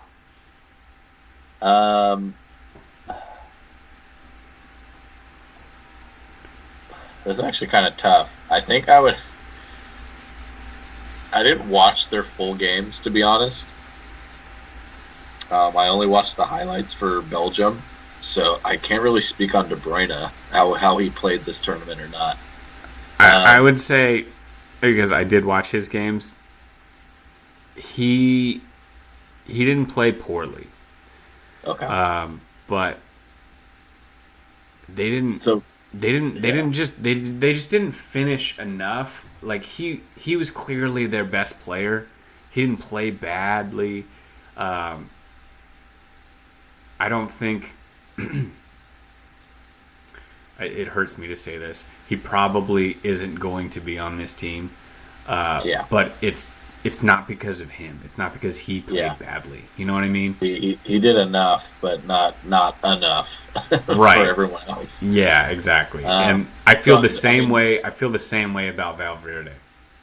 Yeah, exactly. No, you're probably right there too. Yeah. So I mean, right off the bat, the first two things that jumped out to me were one, two of the players that we have here did not play where they usually play. So Rodri, we have sitting in the middle there, has been playing straight center back for Spain because they don't trust their center back combo.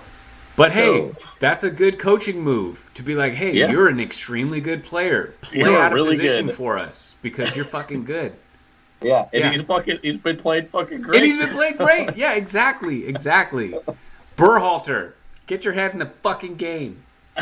He's like, oh, this guy is one of the best players in the world. Oh yeah, let's put him somewhere on the field. Yeah, let's bench him and put someone who fits that position, who plays in the fucking MLS. God damn it. Oh my god. And then Davies was really playing a much more attacking role for Canada. You know, he was playing more of like that Mbappe position. Yeah. Out there. So I don't know. That's just what immediately jumped out to me. You know, looking at the team was that bit of surprise, which wasn't something we even really talked about much. I don't think when we first went through this was where are people going to play for some of these national teams. I think the rest have played where we expected them to play, though. Yeah, I would say Davies and Lewandowski both were clear standouts on their country's team to be like, we are 10 times better than anybody else on this team. Yeah. Maybe our stats don't back it up because it's a team sport, but they both were exceptional. You're right. Davies didn't really play that position.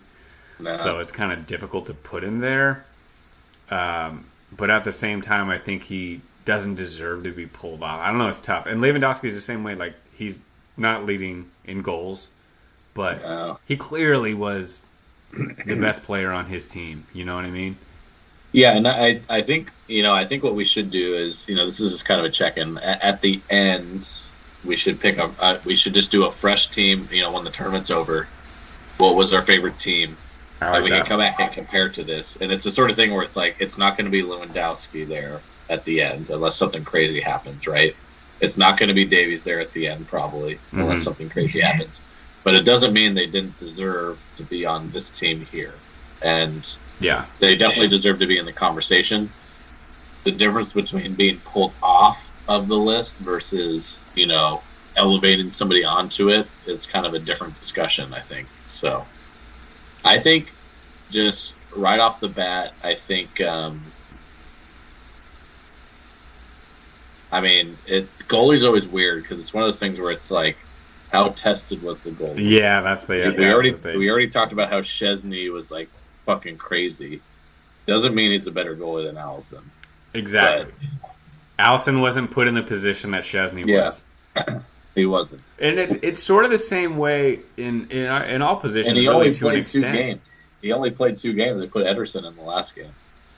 Yeah, well, they put everybody in on the last game. Yeah, I played, but it's kind of the same extent with a striker. Is like it's not like you played poorly, but maybe your team sucks and you're not getting a lot of good service. You're not you're not getting provided great crosses like you are normally at Barcelona or Bayern Munich or wherever. Like, yeah, so it is also tough for the striker. yeah. So would you? Okay, why don't we just step through quickly if there's any counter arguments to make against any of these people in their spots. So why don't we start at the top? Is there anybody that you would pull off for Mbappe? I say no. No chance. Or pull Mbappe off for it. How about Vinicius? Yeah, I think so. He didn't. Not that he played poorly, but he didn't. He didn't shine like some other players. But he could easily do it in the group stage, or sorry, in the knockout stage. Knockout stage. Yeah. Yeah, he's one of those. I feel the same way. Like he probably isn't after the group stage the quote unquote deserving one, but he easily could be by the end of this. Right, exactly. I don't want to draw a conclusion just yet, but as of now, I wouldn't put him on there if we started from scratch. Yeah. So would you pull Lewandowski off for another true striker? Sadly, I would. Yeah. Yeah. Same reason, but at the same time, I don't think it's his fault. That's a tough. No. I think that's totally fine. I'm just curious who you think you would put on there. Would you put a Giroud? Would you put a Harry Kane? Who would you put there? Dang, that's a good question. Would you put a Gakpo off Netherlands? I think he had 2 goals. Dude, I got it. This is wrong. But I really want to put Musiala up there. Like, okay. I can't stress this enough of how incredible he looked, but he just didn't get the finishes. But he was so close on so many. But he was just such a difference maker. So I don't think he deserves to be on here, but in my mind, he was playing the best, if that makes any sense. Yeah. I mean, to be honest, he should probably go in De Bruyne's spot. I mean, that's for his actual position. If we're gonna take somebody off, he was playing up top a lot of the time. Was he? Yeah. Okay.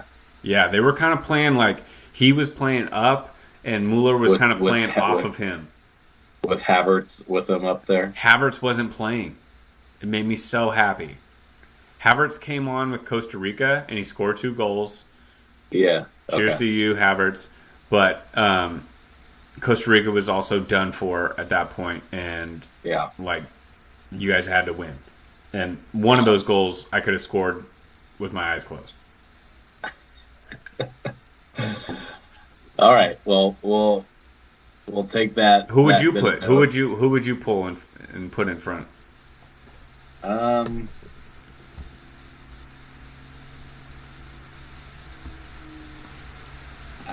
It's hard to do it. Who's leading in goal scoring right now? I actually don't know this. I think I might put Richarlison there. Oh, good call. Yep. Yeah. Especially after that goal he had. Damn, that one was sick. That goal was pretty sick. Yeah. So I think I would take him out and put him in. I would put Musiala in for one of the 3 midfielders there. I would pull. Yeah, he was just playing up top. It was interesting to see how they did that. Yeah. Okay, so we leave Vinny there, we leave Mbappe, but then we sub in some combination of Richarlison and Musiala for Lewandowski and Valverde. Do you want to leave De Bruyne? Oh, you know what? Taremi had 3 goals. He was kind of killing it. I mean, Taremi's good, but Yeah, I mean, So classic. this guy doesn't belong on here, but I shit on him all the time, so I got to give him a little props. Is Murata has played well, Yeah, and I shit on him all the time. yeah, it's played So well. shout Yeah. out. I know you're not listening, but yeah, You deserve it. you deserve it. Yeah. All right, so we pulled Valverde and Lewandowski. We put in Musiala and Richarlison. Are you trying to make an argument for Taremi over Richarlison? No. Okay. How about the De Bruyne? The De Bruyne. I can't do it. It's just not in my ability to to take him off the team. But not the De Bruyne. he didn't play his best, but he still was so good. Like I can't do it. I can take off Valverde. I guess we could move Rodri down. I would be down to move Rodri into center defense and replace it with another midfielder. Yeah.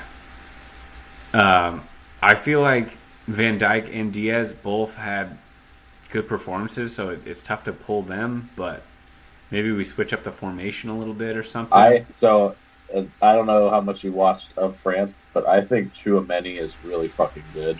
Tchouaméni is good. Yeah. I would be down to have him in that midfield and have Rodri down in one of those two defensive spots. I'm cool with that. I also think you could very strongly make an argument for Tyler Adams to be in there. Or Musa. Tyler Adams. Yes. I love Tyler No, Adams. I think Moose is great, but if we're talking like team of the tournament, he could play that true defensive mid role. Like 100%. I think he's played better than Declan Rice. Duh. Yeah. I think he's played better than. Dude, I know you will see this, but Tyler Adams covers so many holes on defense. He goes everywhere from left back to right back. If someone's up and doesn't come back, he's there. Like, he fixes so many of the US's fuck-ups. It's insane. Mm-hmm. Like, I am 100% for that pick. Yep. No, straight up. Like, he doesn't care. Like, he doesn't care about doing the dirty work. So he's got to be in the best shape of anybody. Yeah. No, I think him or Tchouaméni deserve to be there. Well, definitely drop Valverde. So maybe put. I guess Tchouaméni's kind of in that same spot, though, huh? You could probably. Yeah. You could probably put him in there. But yeah, it'll change. It'll change. I would pull him off. Yeah, and I think Cancelo's good on the right, but has there been anybody that's outshined at the sort of right back position? No one that's stuck out to me. Okay. I feel like Cancelo has played well. I can't think of anybody right now, actually. I'm trying to think through the teams. Yeah, no one's really. Trippier hasn't stood out. Yeah, no one's really blown me away. To be honest, no, nobody there. Not Spain, not Croatia. Yeah, no, I really don't. There's been nobody that's stuck out more than him. I don't think. Yeah, I'm not sure. All right. Well, I think we did a decent job pre-tournament. We'll do a fresh, like we said, a fresh pick when we get to the end. We'll compare, contrast, see where we got it right, see where we got it wrong, and yeah, this is always getting into the nitty gritty. I think is very interesting strategically. So no, for sure. That's fun. Maybe Ziyech could be considered. Could be deserving. Yeah, some of the guys that kind of group. He got an assist. He played well. I got it. Pulisic is playing great. Ziyech playing great. Both those guys can't see the field. And then Havertz is always playing, and he can't see the field of the World Cup, and it just cracks me up. So speaking of, so let me pull this up. I got a text from. I told you my coworker is a huge Chelsea fan. So he like grew up in England. He's British. Dude, we got to talk to him. So he's like a lifelong Chelsea fan. He's actually a part owner of the pitch. So back in the 80s or something, they actually sold like square feet of the pitch that you could buy, and he owns like a square foot of the pitch. But he sent this text. Let me see if I can find it.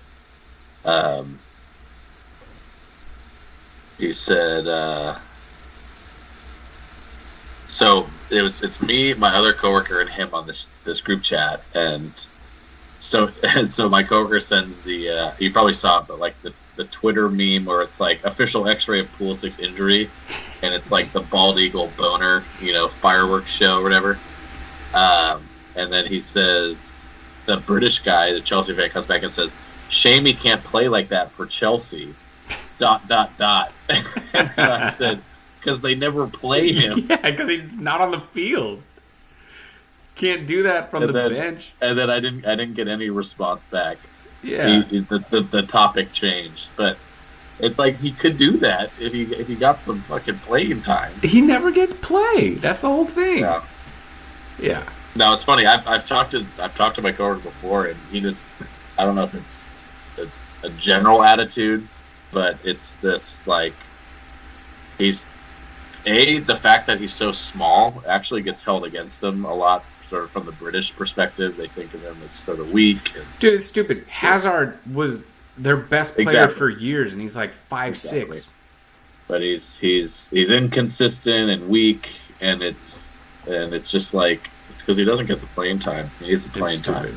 So. Well, fuck him. Send him to Newcastle and have him shine there. I would love get that. rid of him.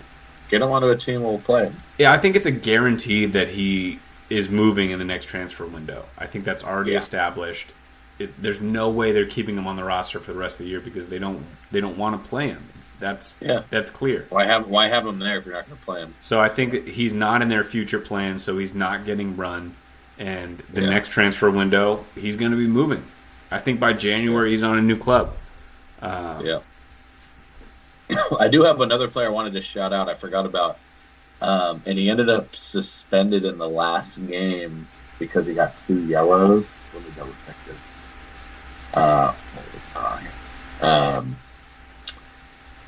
Where was the last game yesterday?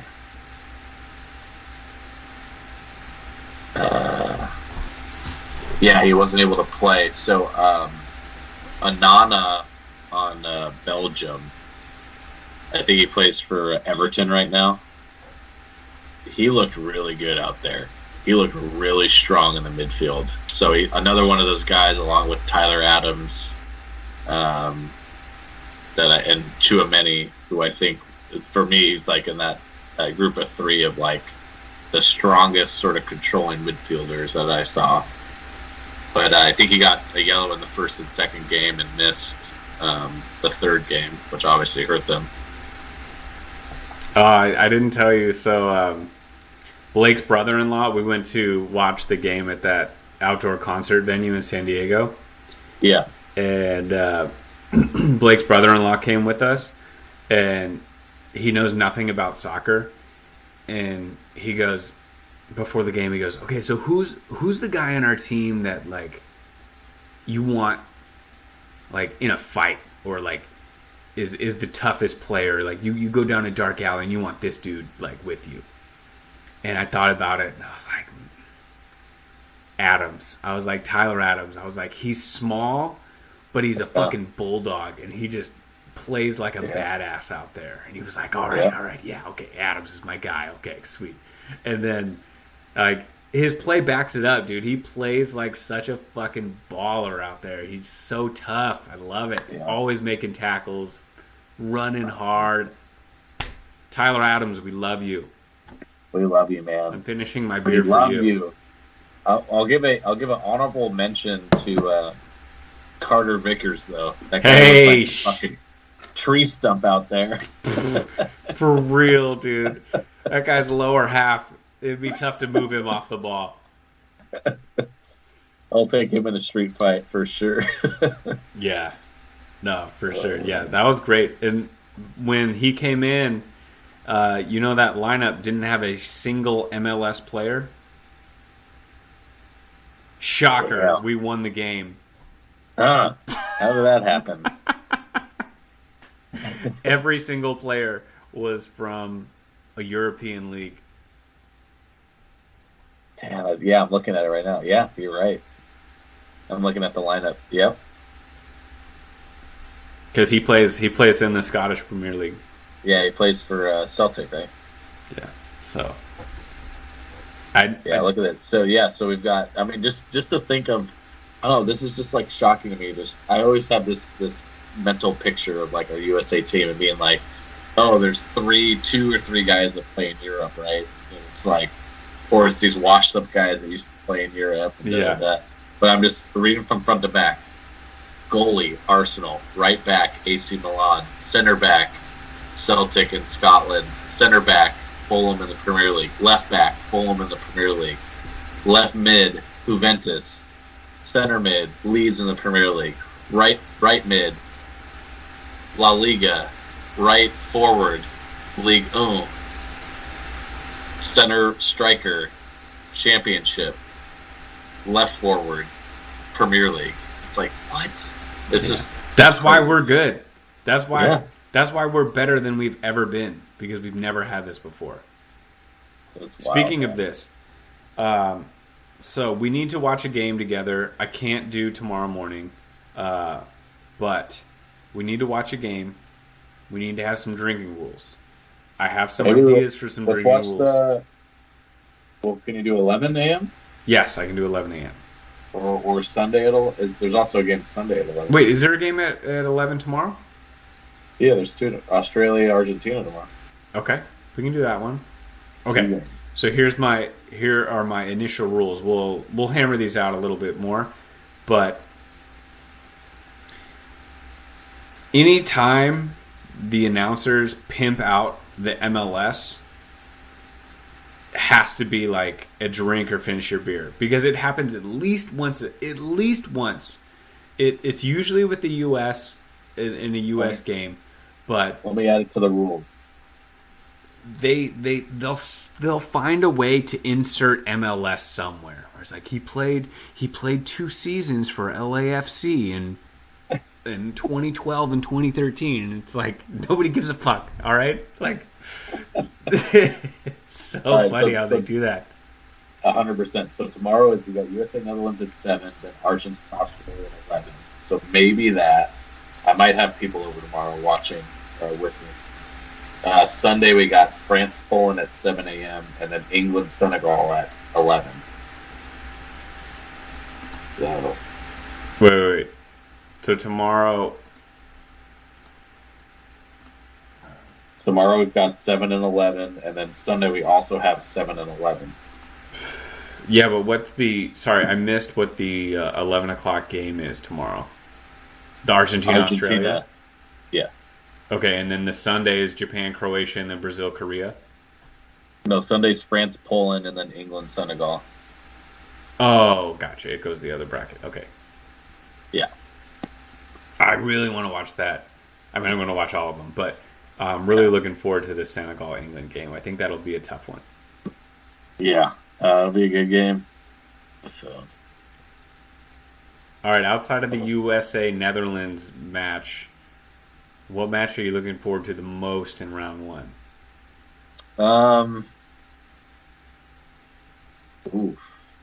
There's a lot of close ones here. I think any combination of Japan, Croatia, Morocco, Spain, and Portugal. Those were my 2. Those are the 2 I was going to say. Yeah. I think Portugal, Switzerland's up there as well. Yeah. I think that'll be an exciting game. But yeah, we got to do it. We got to establish some drinking rules.